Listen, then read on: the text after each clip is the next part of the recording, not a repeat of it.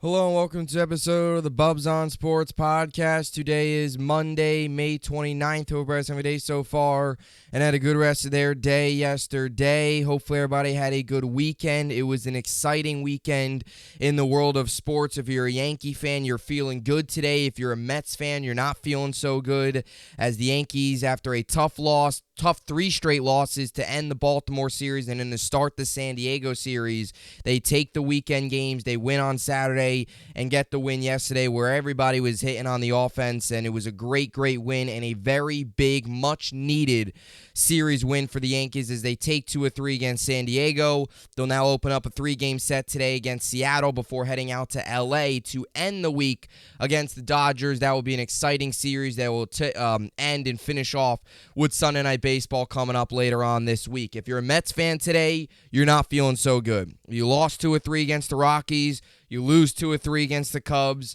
You do not have a good road trip. You continue to struggle. Your pitching was not good. McGill yesterday. The bullpen continues to struggle. Verlander on Saturday wasn't any good.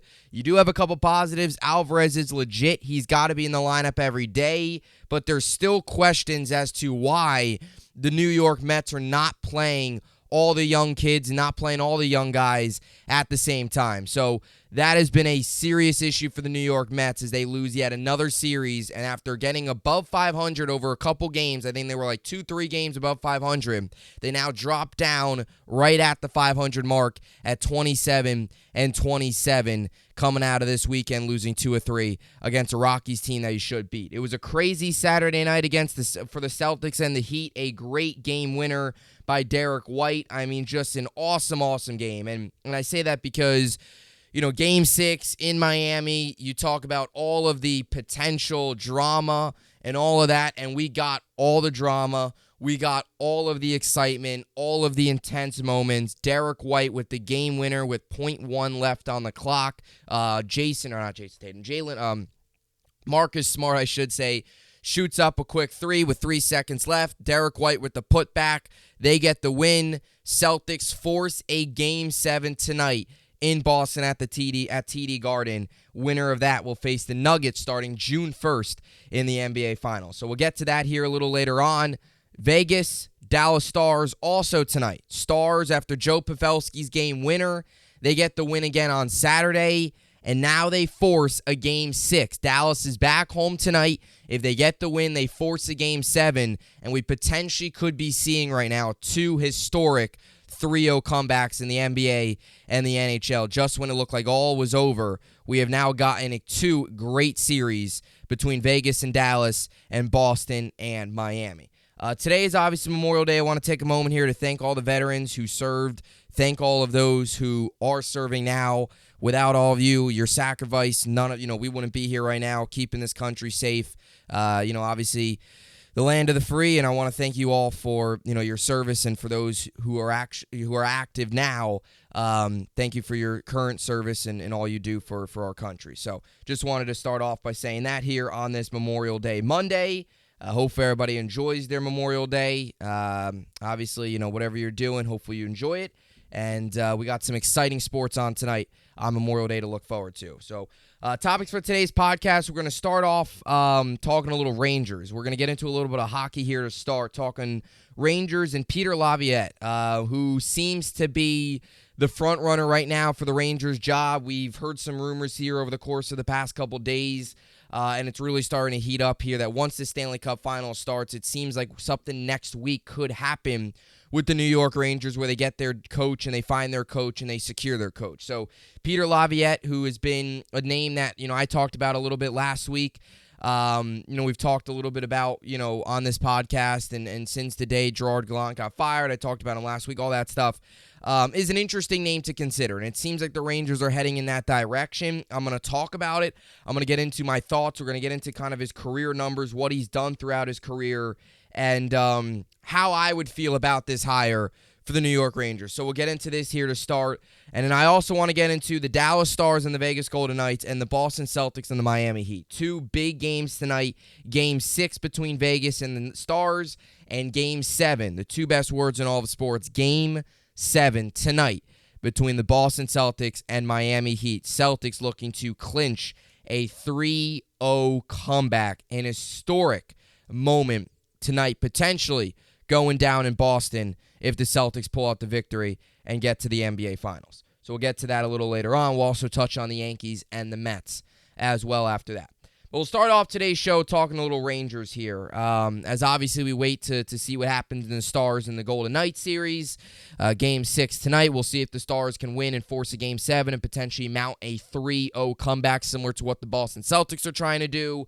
It's crazy to think that the Rangers have basically been eliminated now for a month. It feels like they've been out of hockey forever ago now, and it feels like their season's been done for a long time now. It's crazy to think that this time last year, we were getting ready. We were in the Eastern Conference Finals against the Lightning. We were feeling good. We were getting ready. We were 4 wins away from getting to the Stanley Cup. We had the 2-0 lead, obviously then lose the next 4 games, lose in 6. But all in all, it's been a rough year. It's been a rough couple weeks here as a New York Ranger fan. Seeing all these other hockey games on TV, seeing all these other playoff games, knowing that you should have been in that spot, knowing that this Ranger team, the expectation was to be in the Eastern Conference Finals, was to be in the Stanley Cup, and to get knocked out in the first round the way they did, blowing a 2-0 lead, absolutely embarrassing themselves in Game 7, leads us to where we are today here on Monday, May 29th, where we're still searching for our head coach. We're still trying to find an answer, and it seems like the New York Rangers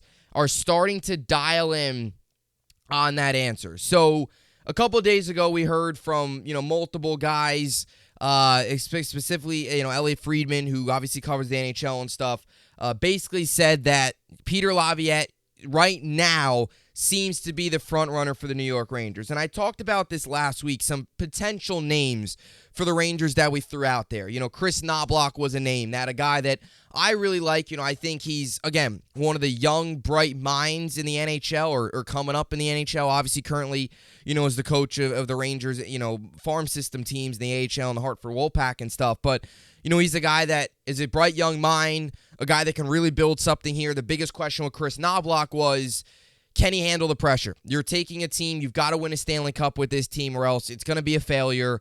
Can he handle the pressure in his first coaching job? Your first coaching job, a young coach in New York City for the New York Rangers, when the expectation, the goal has to be win a Stanley Cup, that is a lot of pressure for a coach in his first job. So that's the risk there. But other than that, what he does in terms of his mind, his hockey smarts, there's a lot to like. So Chris Knobloch was a name. We talked about Jay Leach, an assistant for the Seattle Kraken. Was a name, too, that popped up. He's got a lot of experience. Another guy, too. The biggest thing with the Rangers seems they want experience. They want guys that have done it before. And firing Gallant, after 2 years and after some of his failures where in the postseason, where he always was able to get to the postseason, he was a very good regular season coach, but it seemed as if once he got to the postseason, he couldn't make those adjustments. He couldn't fully, compete against those other teams, and he couldn't finish the job. Very good in the regular season, would get to the playoffs. Adjustments and finishing the job was his biggest issue in the postseason. And that's why Gallant's gone, and that's why they fired him. I don't know if I fully agree on it. Again, I talked about this last week. Was it the right decision? We'll see. I mean, if you bring in Peter Laviolette or whoever you bring in, because, again, this isn't official, but it seems like this is the way the Rangers are leaning. Whoever you bring in, they've got to win a Stanley Cup. If they don't do that, it's considered a failure, especially, let's say you come here for 2 years, maybe you get to the second round, maybe you lose in the first round. That's a failure. This Ranger team with the talent it has, with the money they've poured into it, you've got to go out and win a Stanley Cup. There's no excuse. You haven't won one since 94. It's been way too long for this franchise. You've got to get back to the Cup, and you've got to win the Cup. And that's the bottom line. So you're putting a lot of pressure on whoever comes in here. That is a little bit of a concern. Can any of these coaches handle the pressure of New York City? So Peter Laviolette, a name. Jay Leach was a name. Mike Babcock was a name as well to consider. Potential guy, has experience, won a Stanley Cup with the Ducks in 2003. Joel Quenneville was a long shot.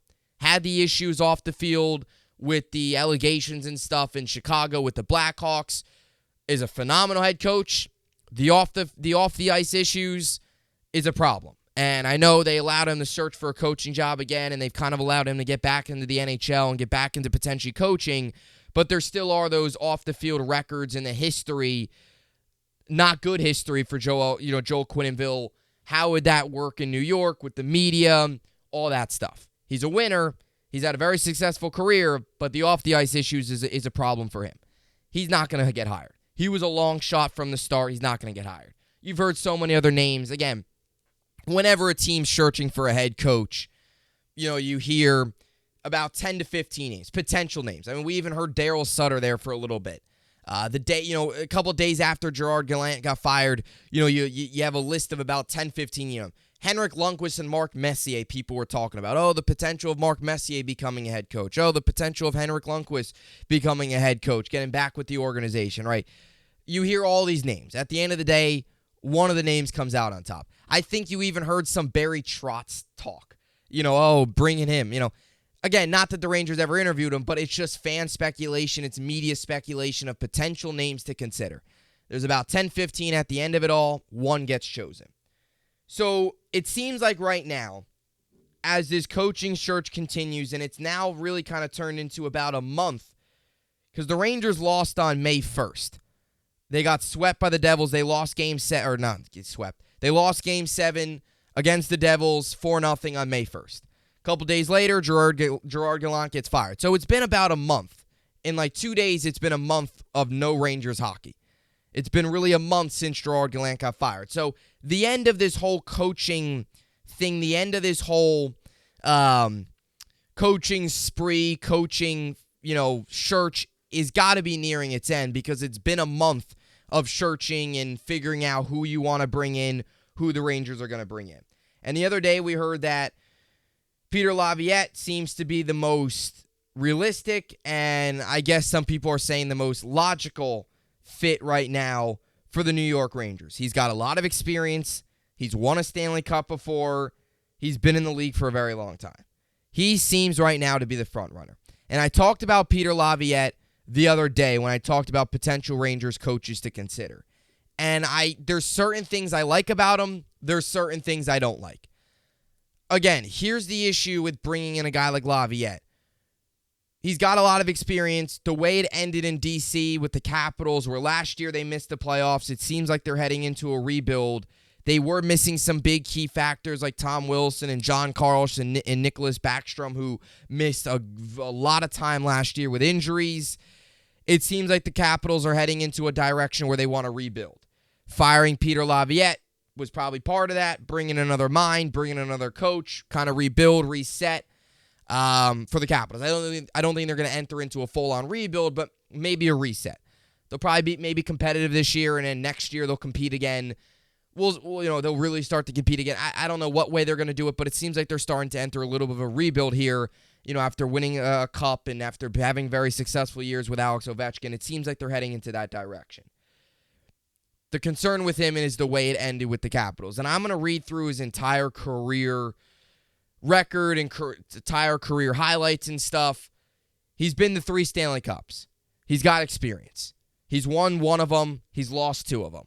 So he's 1-2 in the Stanley Cup. And he actually said, quote, "I do want to coach again if somebody will have me." He went on to say, quote, "I go to my finals record and it's 1-2. And that bothers me. I would at least like to even that up." So the will is still there for Peter Laviolette. He still wants to coach. He still wants an opportunity. Based on that quote, I think he would want to go to the Rangers. I think the Rangers would want him. It would be a mutual thing because, again, based on that quote, he's not going to want to go to a team. He's 58 years old. He's not going to want to go to a team that's rebuilding. He wants to win a Stanley Cup. He's going to want to go to a team that has a chance to win a Stanley Cup this season. And even though the way it ended, and right now we're talking about the Rangers searching for a head coach, if they add a little bit more speed, a little bit more physicality to this roster, and next year hopefully you get better performances in the postseason out of Panarin and Mika and some of your top 6 guys, this Ranger team is a true Stanley Cup threat.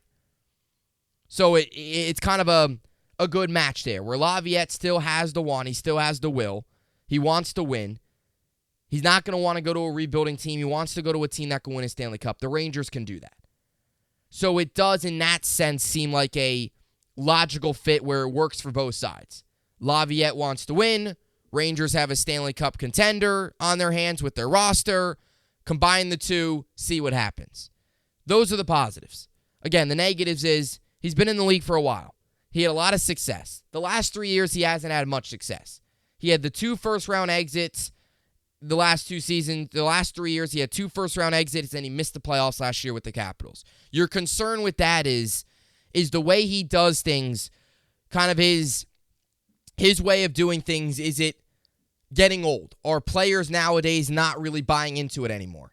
That's a concern, because the last 3 years in Washington were disappointing. I mean, the 2 first-round exits, and you missed the playoffs. That's not good, you know? And again, he hasn't won a Stanley Cup since 2005, 2006, so it's a while ago. Now, he has been to a Stanley Cup recently. He's been to 2 in the past, decade, I guess, if you want to consider it, most recently with the Nashville Predators in 2016, 2017, where they lost, but he got there. He has experience. He's made adjustments. That's the biggest thing the Rangers do. Laviolette fills some needs. He does. But there's also part of it where there's some concern as, I don't know if you want to say washed as a head coach, but is his way of doing things still working inside locker rooms nowadays? Or is it starting to wear out, where he's not quite the coach he once was, where his way of doing things isn't quite working anymore? Teams have figured him out. Teams have figured out what he does, because the last 3 years in Washington, in D.C., I should say, again, he made the playoffs 2 of the last 3 years, but first-round exits is not going to cut it with the Rangers.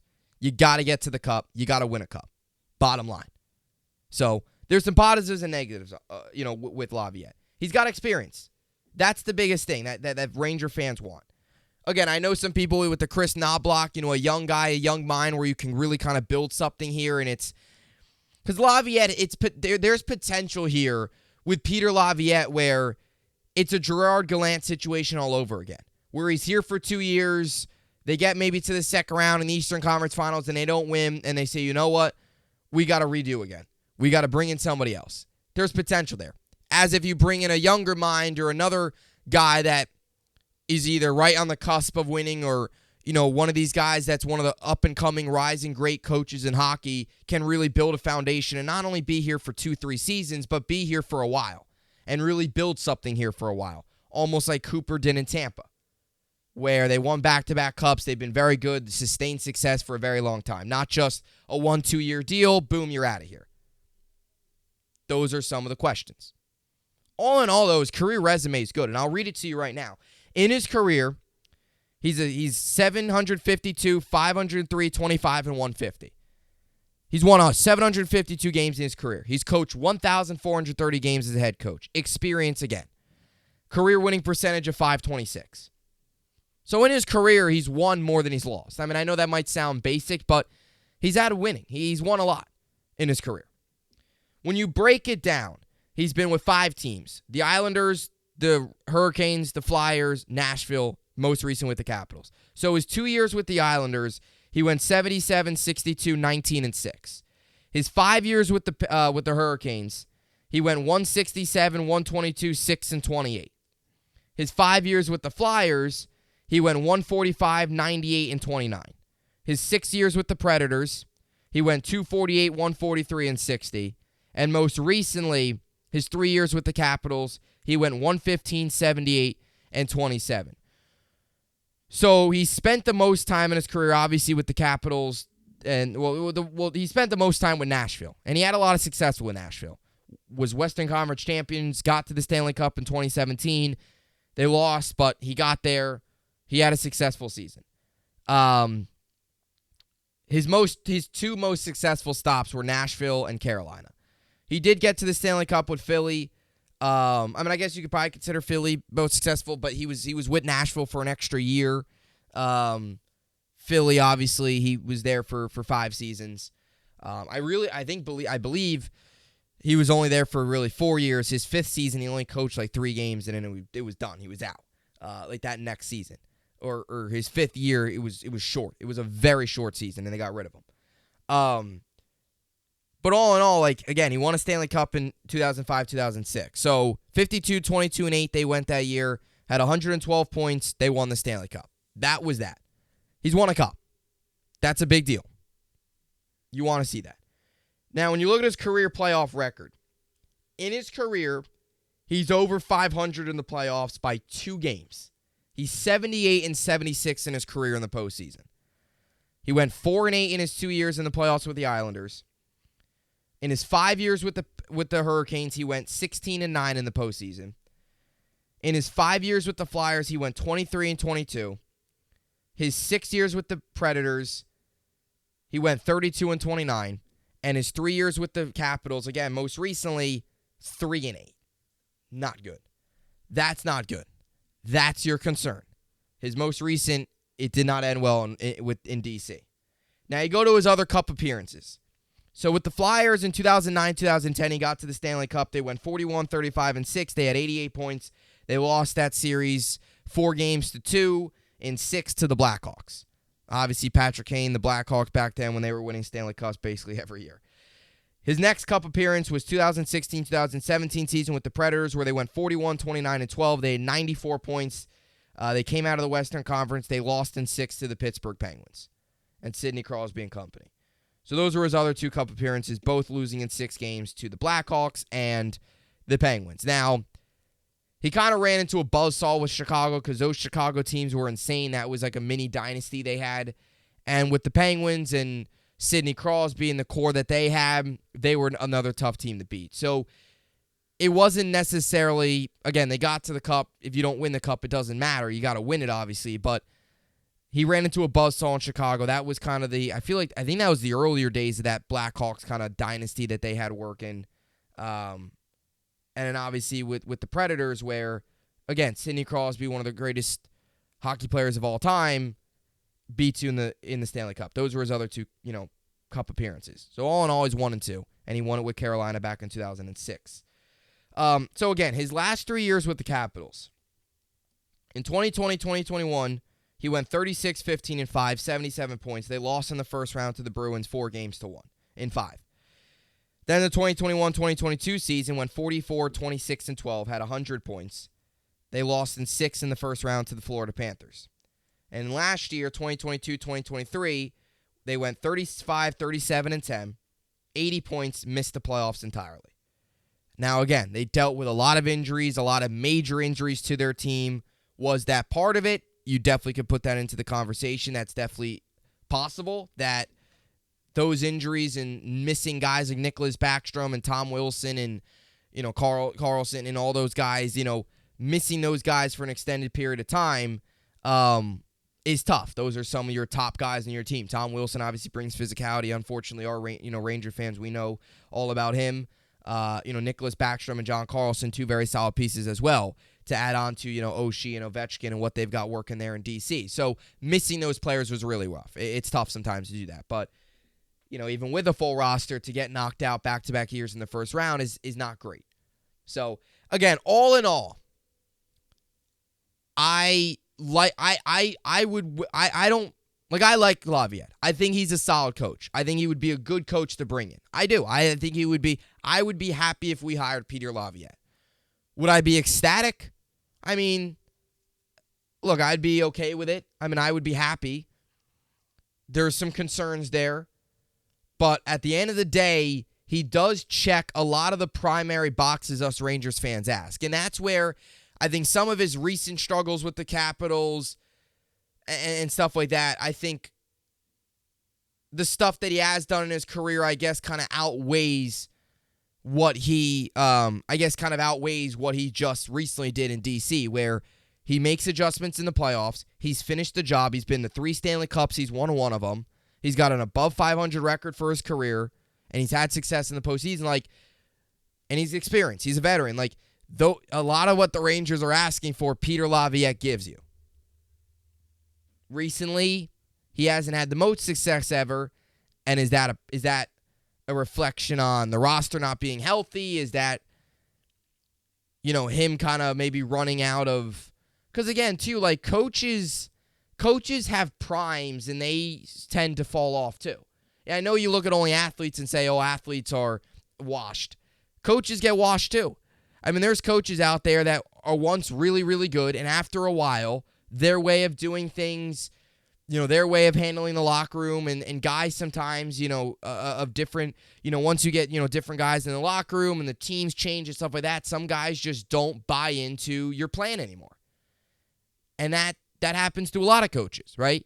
There's coaches where you might have success really, a lot in your career, but as your career goes on and maybe your most recent stops show that maybe guys don't quite buy into what you're preaching anymore.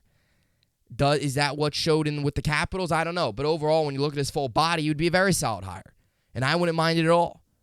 So it seems like the Rangers are heading in that direction. There's a lot to like. There's definitely some concerns. But at the end of the day, that comes with all coaches. You want to bring in Chris Knoblauch? Great. It's his first coaching opportunity. Can he handle the pressure? There's going to be questions. There's going to be concerns with every coach. That is the reason they are available. I say that all the time. You're never going to find, very rarely, are you going to find the perfect coach out there? There might be a guy that maybe gets fired that's a really surprising fire, and you say, man, well, you got to go after that guy. But if a coach gets fired, they usually get fired for a reason, and they're available for a reason. So there's always going to be guys. You're never gonna find the perfect coach available on the market. They're out there for a reason, right? So there's always going to be some sort of negative, some sort of something with that coach that you hire that, that does bring some concerns. But with Laviolette, the positives outweigh the negatives by a pretty good amount. And I don't think it would be a bad hire at all. Because again, look at the other names. Like, who else is out there? Again, I like Chris Knoblauch, but what are some of the other names that are out there that are truly better than Laviolette? And if you're upset about, there are no names, then that's kind of the going back to, was the firing of Gerard Gallant really necessary? Or do you give him one more year, you add a little bit more speed, physicality to the roster, and you see what he can do with it? Was that fully necessary? Because when you look at the market wasn't phenomenal. The market wasn't great. It wasn't like they were firing Gallant to go out and get another Hall of Fame coach. Like, there was somebody out there that somehow got dropped, and right? So you can go back to that too. But Laviolette's fine. He's not bad. Break down his career numbers. He's done what the Rangers want him to do before. He's won a Stanley Cup. Can he do it again? We'll see. So as we continue to wait here for the New York Rangers to hire their head coach, it seems like Peter Laviolette seems to be coming in and narrowing in here as we get closer and closer to the end of this coaching search. All right, so now I move on here and close out the podcast today, or get to the second topic here. Talking a little basketball and a little hockey. So it's crazy to think that, just a couple weeks ago, obviously, not a couple weeks ago, just about a week ago or so, even less than that, you had the Vegas Golden Knights up 3-0, and you had the Lakers get swept. You had the Hurricanes get swept by the Panthers, who continue to await who they're playing in the Stanley Cup, and you obviously had the Boston Celtics go down 3-0, where you heard that the team quit, or you heard that Joe Mazzulla, the head coach, lost the locker room. He lost the locker room. That's what they heard after Game 3, when they lost 128-102 down in Miami. And since that point, they've now won 3 straight.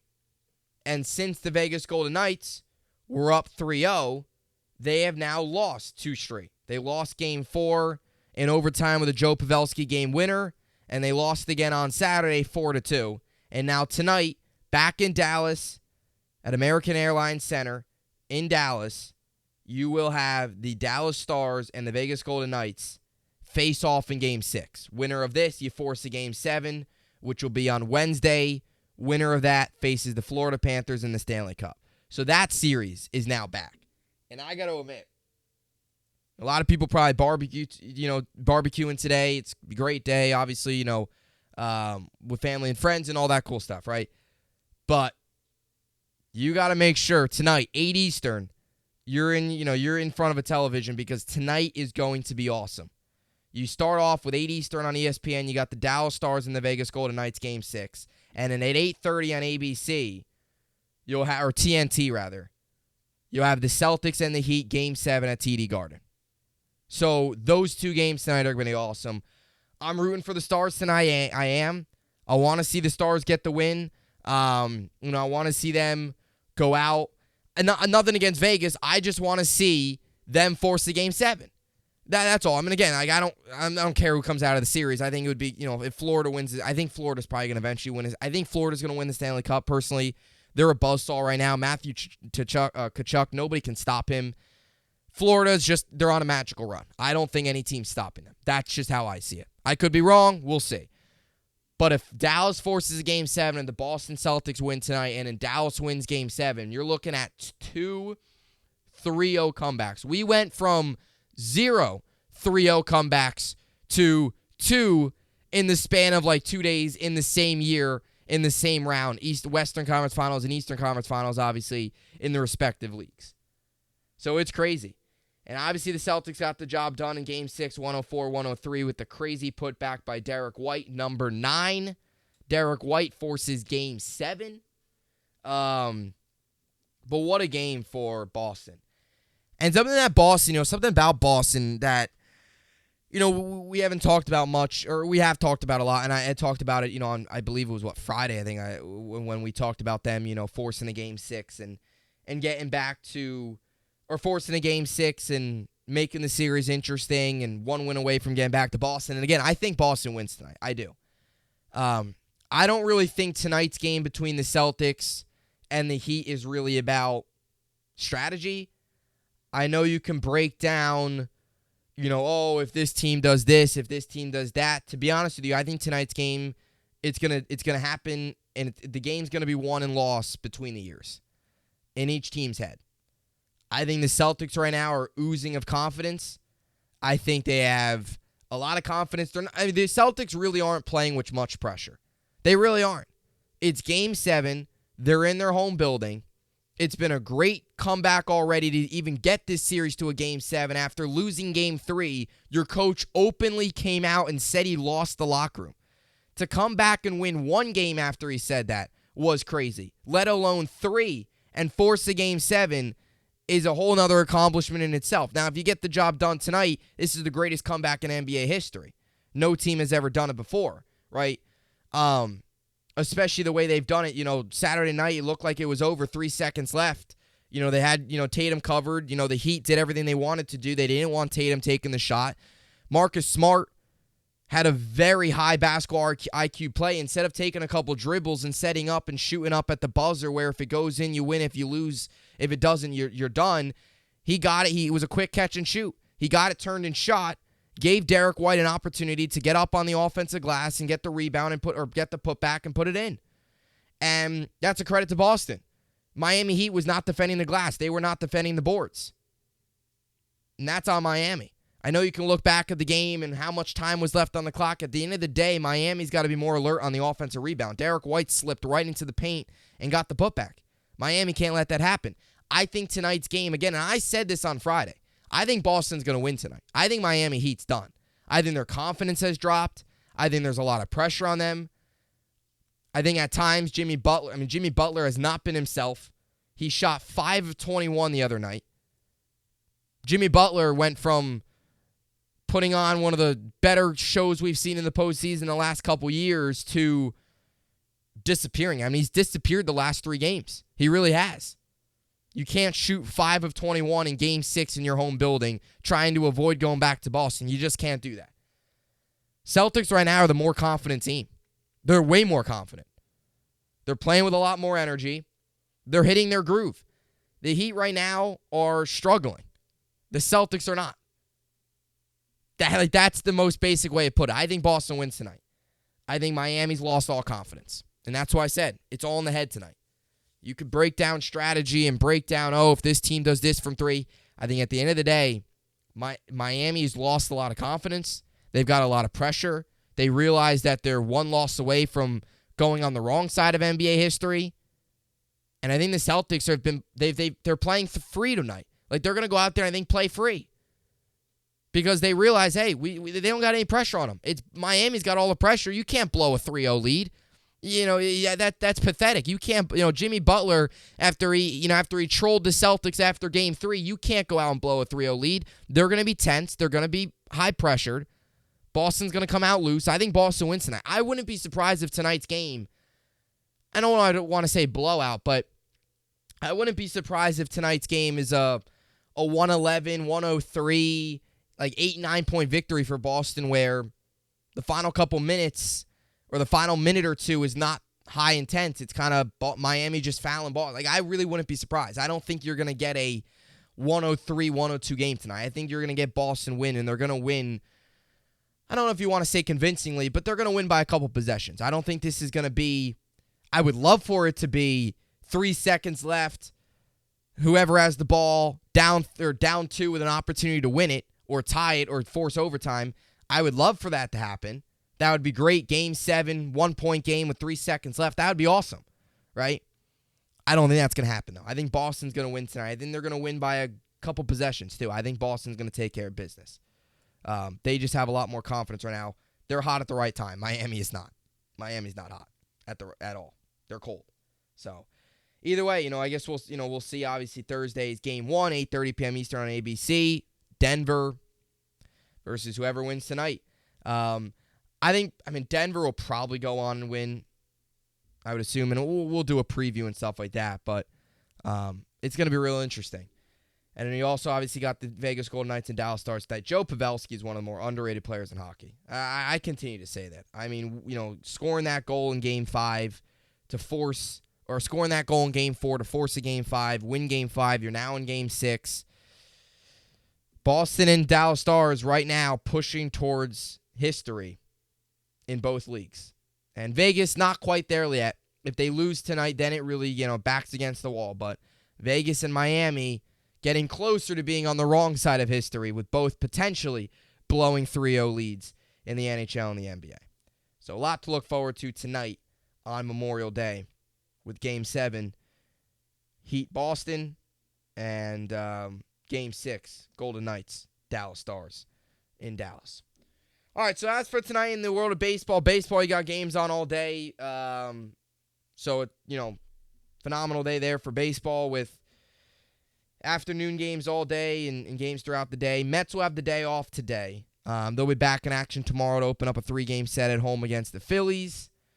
They just split against the Braves, got hammered last night on Sunday Night Baseball, so they'll look to they split the series against the Braves. I mean, that's not terrible. Phillies have not had a very good year, neither have the Mets. So it'd be an interesting series there in the NL East.